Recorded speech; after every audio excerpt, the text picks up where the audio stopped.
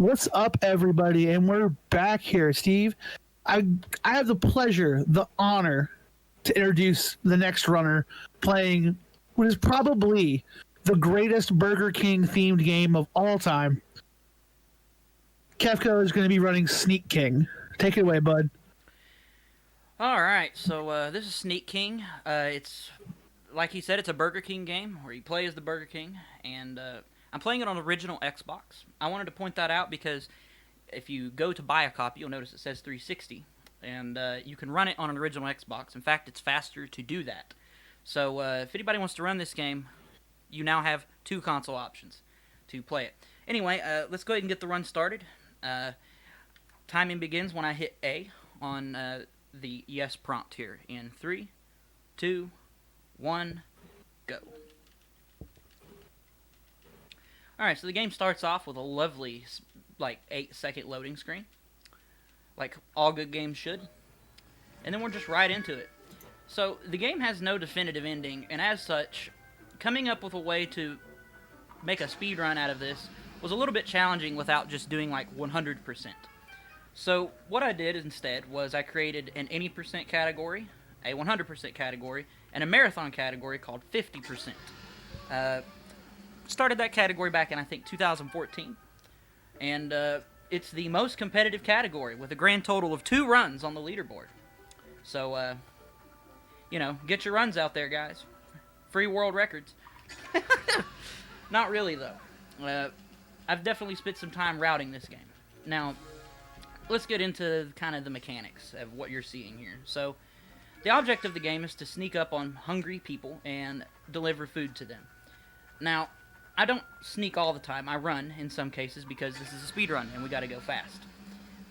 And you can see in front of each NPC there's like a blue sort of cone that dictates what their visual hitbox is. You don't want to go into that.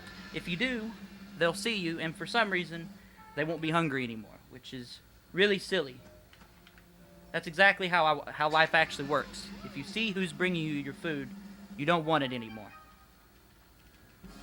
It's wonderful. This next challenge, we have to do a flourish. It's the shortest challenge in the game as well. Now, if you notice the little gauge there, I let it go past that first little kind of indicator, and the game gave us what's called a flourish 1. There's 3 levels of that, and it doesn't really come into play much in this run, but it does come into play some. This challenge, I have to do 3 flourishes. Now, I'm always going to do flourish level 1s if the challenge doesn't specify that I need to do a specific kind, because flourish level 1s have the shortest animation. Sometimes I may do a higher flourish if I need more points, which leads me to points. The way points work in this game is the closer you are to an NPC, the more points you get. The higher level flourish you do, the more points you get. And the more hungry they are, the more points you get. You can also boost your score by delivering food from a hiding spot. That's only going to be done in one challenge in this game, unfortunately. Or in this run, rather. So, most of these challenges in the first stage have preset cycles. Sometimes the preset cycles just don't work, though. Let's find out if this one will. And it did. Sometimes the game just doesn't do what it's supposed to do. And I wouldn't even necessarily call it RNG in those situations. It's more so like the game just forgets what it's doing and things just don't happen. Which is, great for speedrunning, obviously. 50%, though, as a category, we'll be doing 10 challenges in the first 2 stages. Stage 3 is, honestly, an RNG circus, and as such, it is not marathon safe in any form. So, yeah. Okay, so we got good RNG here. I almost restarted the challenge. There are a couple challenges that will have 1 or 2 different kinds of preset cycles. And as such, I will reset a challenge if I need to in order to get a better cycle.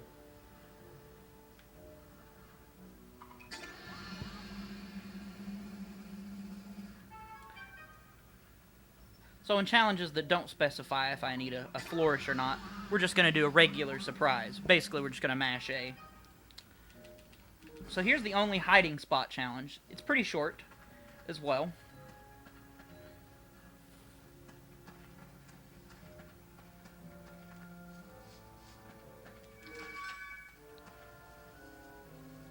Also, I gotta say thanks to all the donators who donated to make this run possible. It was a bonus game, and you guys absolutely shattered it in the very first day of the marathon. So thank you so much for allowing me to come out and do this. And on top of that, there's also a glitch exhibition at the end of this run, where I'll show off some kind of wacky stuff you can do in this game. That as well was shattered on the first day. So I can't thank everybody enough for that. It's wonderful to be here. So this challenge is the first instance of true RNG. It'll always start off with that guy sawing a log, and then it'll be either this lady or the guy in the background chopping that tree there. Overall, though, this challenge is definitely RNG. The first person won't be, but everything after it is sort of just a free-for-all. The goal of this challenge is kind of unique. We need to get a chain count of 5, and what that means is we need to do 5 deliveries without being seen. So if we're seen, we fail the challenge. We actually got extremely good RNG in this challenge just now. I'm talking like some of the best I've ever seen, and our 5th person was the other guy sawing the log. That doesn't happen too often. Obviously, I'm okay with it, though. This next challenge, we need to get 10,000 points in less than, I think, 2 minutes. Less than 60 seconds.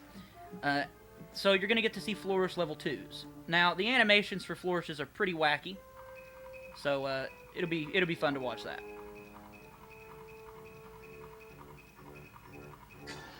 I waited for him to get to what I like to call red level 1, which means that the burger icon above his head has a little red circle around it, or kind of a red outline. And I'm going to do the same with this guy. And do Flourish level 2s, and you can finish the challenge in 2 deliveries. That challenge went really well. So now we're going to go to the second area of this stage, and it's very tedious to go to it, but the challenge that we're going to go do is so short that it's optimal to do so. And it's the last challenge in this stage, and then we'll be moving on to the second stage, which is where things get weird. At least in terms of strats. So this challenge here, we have to do 1 level 3 flourish. And this person right here behind us is always hungry. Right at the start of the challenge. So it's cool. It gives you the prompt that you've completed the challenge, but you have to finish watching the animation before you can go on. Of course. Normally I wouldn't bother with Flourish level 3s because the animation is so long, but in the case of only having to do 1, it's pretty quick. So this is cul-de-sac, the second stage. This stage introduces a new mechanic, the inventory system. If we press A2 preemptively, we can actually drop what we're trying to take to the NPCs and fail challenges. We don't want to do that, so I'm going to be waiting a small extra bit of time to make sure that I don't press A a bit too early, and I'm not trying to go too fast. That was a very good challenge. 10 seconds is really good there. Okay, so I'm hoping we get the cycle I want in this next challenge. We did not. It's okay. We did second time.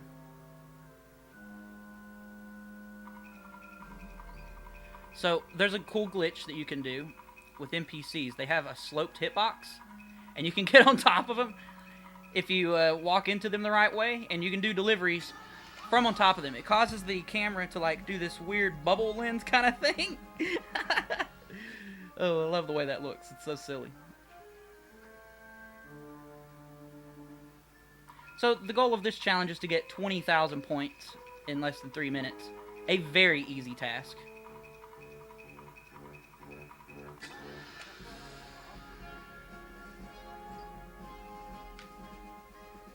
We can do it in 3 deliveries, if we play our cards right. Ooh. There we go.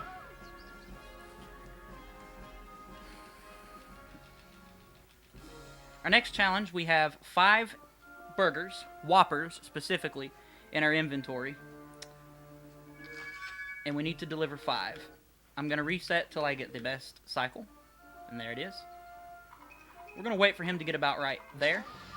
I let him walk a little bit longer because it pretty much guarantees that the next person we're trying to get to will become hungry when I want them to. And they did.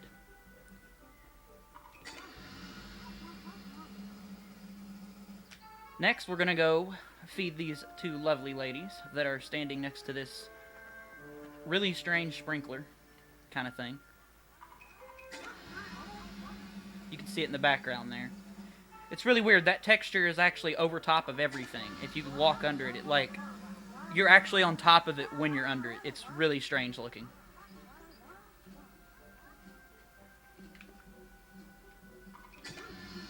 And that's that challenge. The next challenge is actually going to have the exact same cycle, except for we have to do flourishes. I grouped these 2 challenges together just because it's easier to do the same thing twice in a row in terms of memory. This challenge always starts with consistently this guy.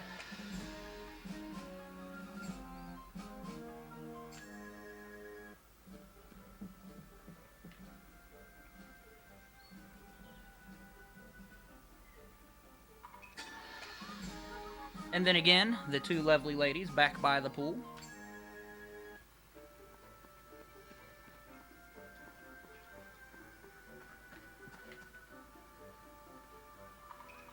Another thing worth mentioning that I forgot to talk about is the NPCs can also hear you. You have to be a certain range away from them, and if you're running and they hear you, they will turn to face you. So, as such, I'll sneak as I start to get closer to NPCs so that they don't turn and see me. Cool.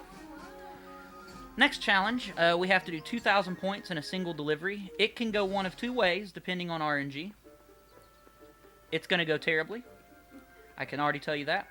We got bad RNG, and this NPC is facing in a direction that we don't want her to be facing in, but that's okay. And then we can come in behind her here. She can sometimes be facing the other way, and as a result, we can go in sooner and do a flourish level 3 and immediately end the challenge. But because of the angle she was standing, we couldn't really do anything. We had to just wait for her to turn. This next challenge is the longest challenge in the run. We're going to be doing 8 flourishes in a row. Starts off with somebody ringing a doorbell in the wrong direction. That's pretty consistent as well. Sometimes she'll actually be facing the right direction, but that's rare. Weirdly enough. Then we're going to go back behind this house, and you would think, if you look on the mini-map, you can see there's a person in there, but no, we're not going for them. We're going to go for this guy. Notice he's trimming these hedges with nothing. He has nothing in his hands. And then we're just going to shove a sandwich through this house to this lady. Just like, here you go.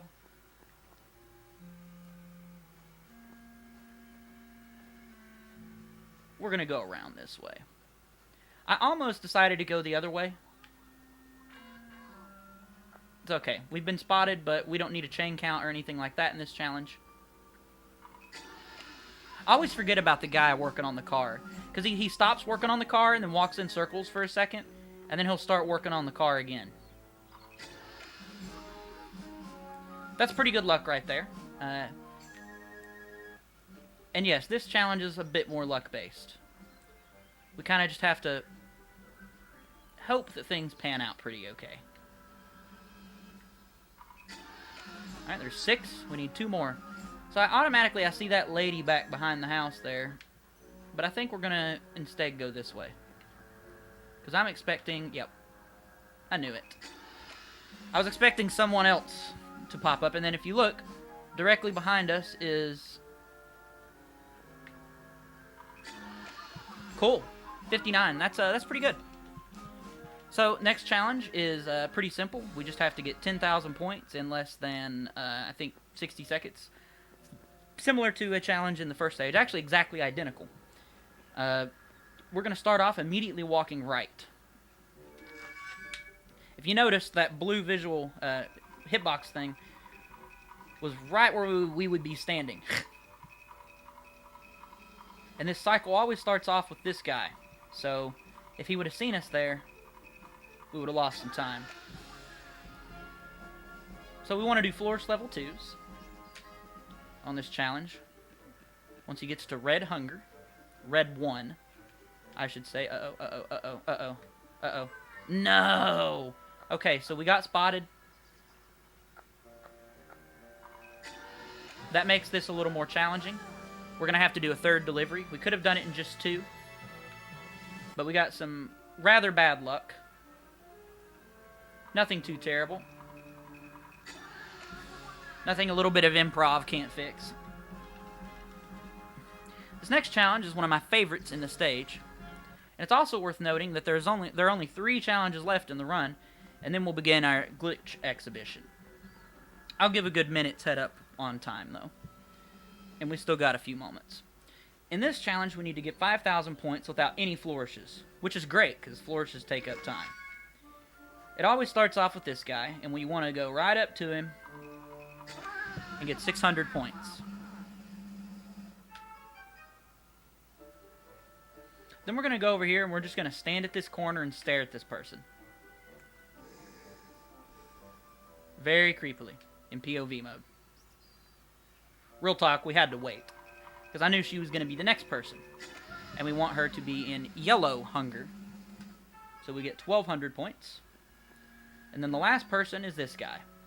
We need him to be quite a bit hungrier to reach our point quota, so we're going to wait and let him do his deal.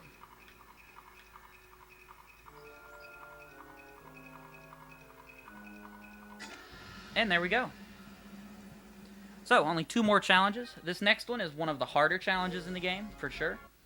You have to deliver 5 something. I don't remember what it is. It's sandwiches or something. Without being seen, and you also only have an inventory of 5. We could get terrible luck here. We did not, thank goodness. Our first person is always going to be this guy chopping the tree. And then we got the guy across the lawn. Now, we don't want to be heard in this challenge. If you're seen in this challenge, you fail, which will cost us time. So, I played a little bit safe on this challenge as a result. I stopped running a little bit sooner than I probably need to. Then, Postman.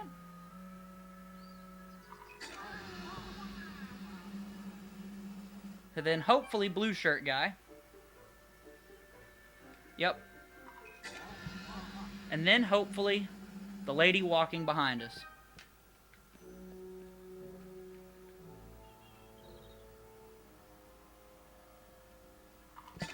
Cool. That challenge went really well. Alright, we're on the last challenge, so we'll be coming up on time at the end of the challenge.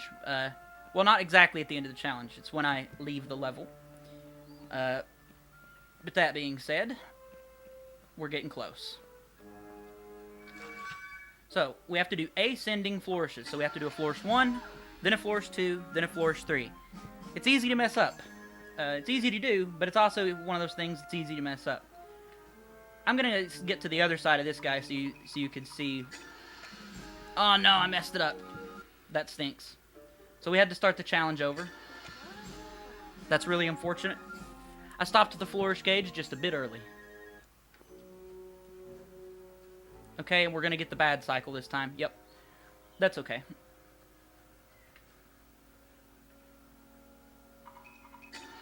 I would rather fail this challenge on the second flourish than the third one. Alright, and this is going to be our last person, but we're going to stand out of the way. Because she's going to turn right now. Yep. Flourish level 3. We got it. So we're coming up on time here in like 5 to 10 seconds.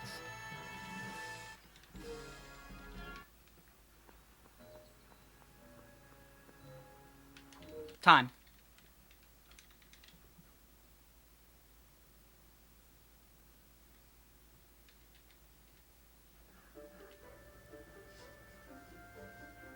I'm not sure what the final time was, but had we... Go ahead.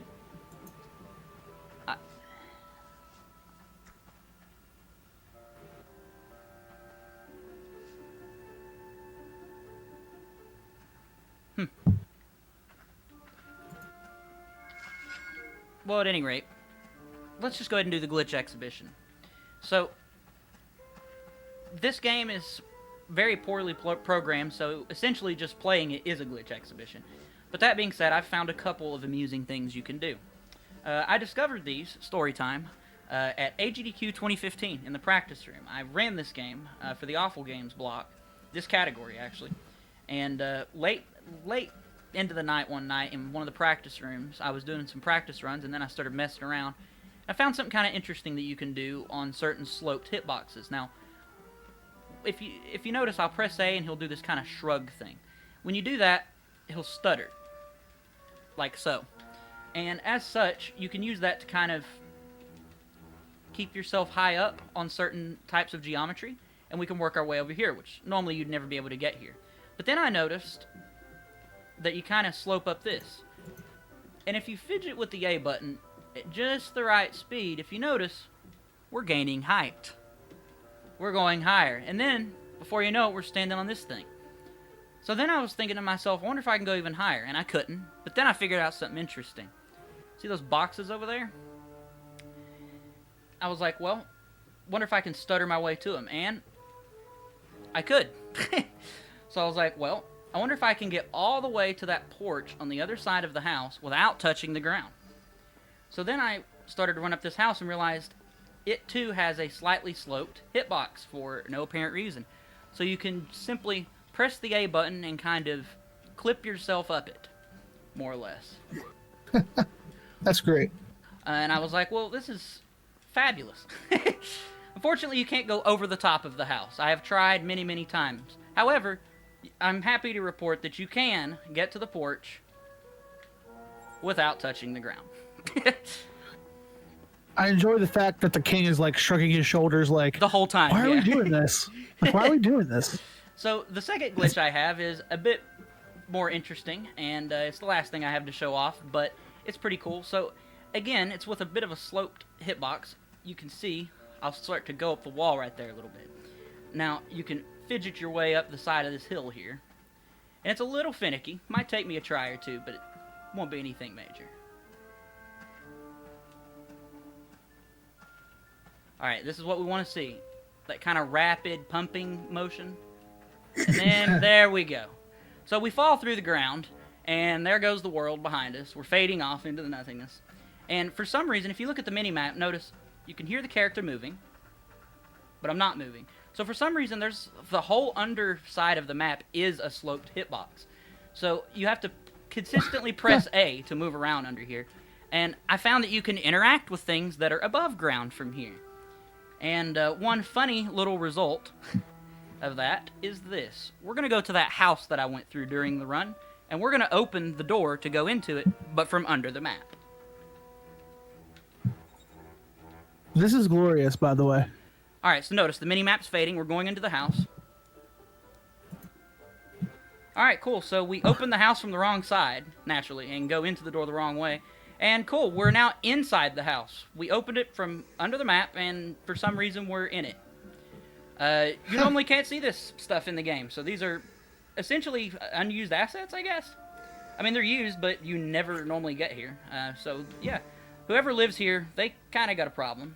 But, you know, it is what it is. Oh, also the POV mode in this game. Check this out. I was about to say, wait, you can POV the king. This is the creepy. That's probably the creepiest part of the whole game. Oh, it's fabulous. And we're soft locked as well, by the way. And that's the end of the glitch exhibition. We can't get out of this. So yeah. Dude, Kefka, thank you so much for running this glorious meme of a game and showing off a couple glitches that are definitely fun to look at. Hey, thank you so much. Anything you want to plug? You want to say? I just want to say. We get out here? I just want to say I'm calling out the chat. You all should do better. I've been running this game mostly alone for almost a decade. Get good. That's right, chat. Kefka is telling everyone to get good scrubs at Sneak King and challenge him for his title, his throne. By the way, what was my final time? 18 minutes and 45 seconds. Oh, that's great. Cool. A sub 20. That's a good time. Excellent. All right. Again, thanks for having me. Thanks for donating again to see the Glitch exhibition, and the run itself was a bonus run. It's really appreciated. All right. Well, thank you again so much, Kefka. Both your runs were glorious. This whole thing has been great, and I just want to give another big giant shout out to everybody that's donated. Again, originally our goal was just $350, and somehow we beat that in the first day, like 5 runs deep or 7 runs deep, and we've now tripled our total and made over $1,000. So we want to thank everybody who's donated. Thank everybody who just watched and hung out and had a good time. And we want to thank Direct Relief for just helping people in times of need, like right now. So thank you all. Thank you all. So coming up next, it might be a little bit. We're running a bit early, We've had all our speedrunners have been too good so far today. They've been too good. So we have, I believe, the Messenger being run next. It's going to be a glorious, glorious time by Minfin. So everyone just hang out. We'll be back.